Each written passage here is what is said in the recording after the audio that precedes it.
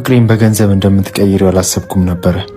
ሲኖረኝ አብራኝ የምትኖር ሳይሆን የምፈልገው ሳጣም ከጎን የምታጽናናኝ ነው። እጭ ደወለ ደግሞ። ለምን የማትፈልጊ ከሆነ አትነግሪውም?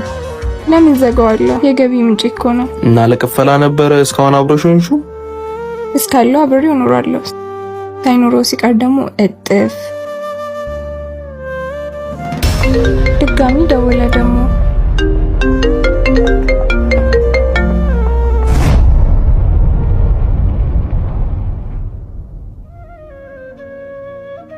ስልኬን አታነሺው።